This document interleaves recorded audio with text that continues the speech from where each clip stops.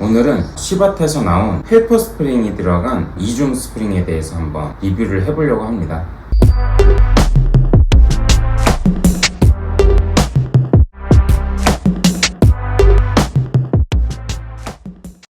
안녕하세요, 대멘토의 오방간지입니다. 오늘은 시바트에서 나온 헬퍼 스프링이 들어간 이중 스프링에 대해서 한번 리뷰를 해보려고 합니다.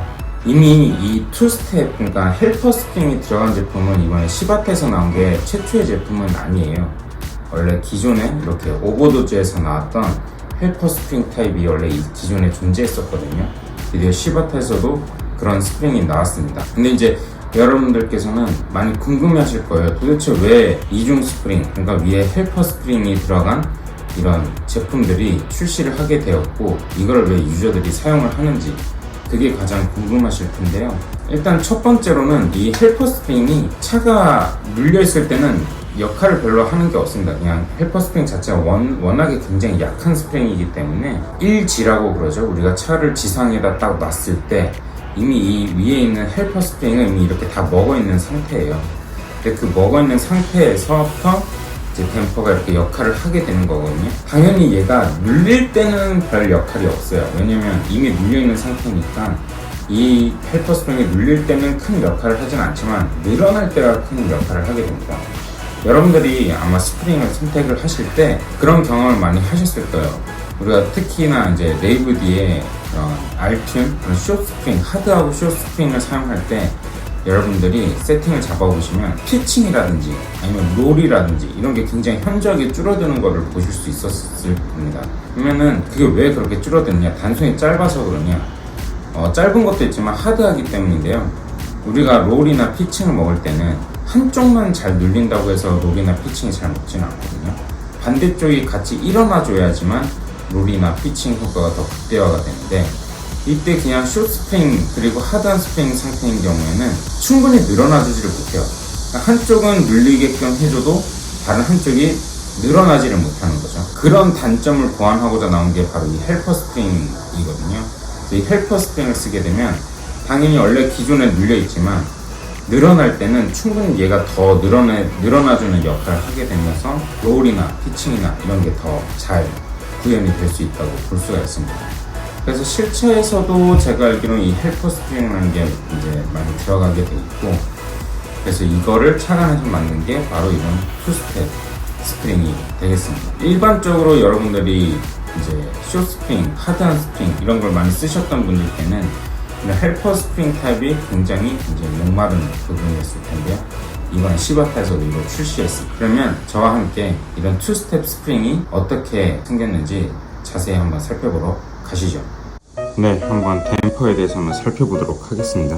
일단 댐퍼는 이런 식으로 생겼어요. 이제 위에가 헬퍼 스프링이라는 게 들어가고 아래가 일반 스프링이 들어가는 겁니다. 그래서 이 스프링 자체가 일반 스프링 자체는 좀 숏이에요. 물론 이제 시바트께 조금 긴 편이긴 하지만 어쨌든 숏 스프링이고, 이게 이렇게 눌리면 이런 식으로 들어갑니다. 보이시죠? 딱 힘을 주면 헬퍼 스프링이 들어가죠. 근데 헬퍼 스프링만 들어가는 게 아니고 원래 기존 밑에 있는 이 스프링도 살짝 눌리는 거 보실 수 있어요. 보시면 그죠? 이게 딱 다 눌린 상태에서는 살짝 들어가죠.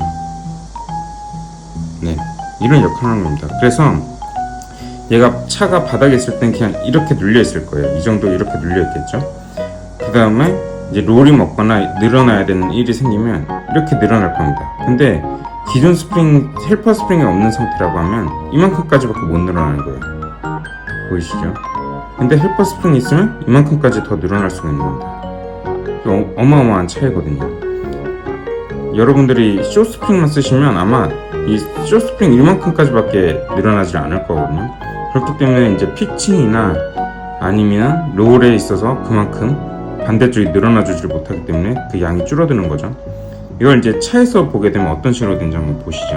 차에서 보게 되면 이런 식으로 생겼습니다. 네, 보이시죠? 지금은 차를 그냥 바닥에 내려놓은 상태이기 때문에 헬퍼 스프링이 다 주저앉은 상태예요. 그래서 이렇게 하중이 먹으면 이런 식으로 먹게 되는 거죠. 근데 이게 늘어날 때는 이렇게까지 늘어나주는 겁니다. 이렇게까지 이제 늘어나겠냐 이제 그런 의견도 있긴 하지만 여러분들이 생각하시는 것보다 실제 차에서는 다양한 일이 벌어집니다. 그래서 우리가 이제 드롭량 이런 것도 그렇게까지 바퀴가 영향을 받겠냐, 우리가 먹는 건 별로 그렇게 하중이 많이 먹지 않는데 라고 얘기도 많이 하시잖아요. 하지만 확실히 차이가 있습니다.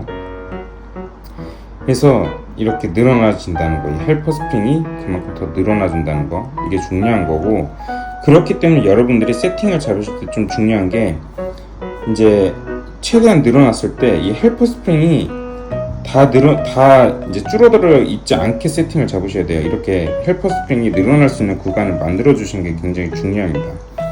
저게 늘어나 줄 수 있는 공간이 없으면 헬퍼 스프링을 쓰는 의미가 없겠죠. 무슨 의미냐면, 자, 이렇게 스프링이 있잖아요. 근데 지금은 이 위에 헬퍼 스프링이 보시면 간격이 늘어나 있잖아요. 그래서 얘가 줄어들 때 줄어들어주고 늘어날 때 늘어나주잖아요. 근데 이걸 간혹가다 이렇게 세팅을 잡으시는 분들이 있어요. 결국에 우리 지상구를 조절하려다 보니 이 감쇄 조절 있죠.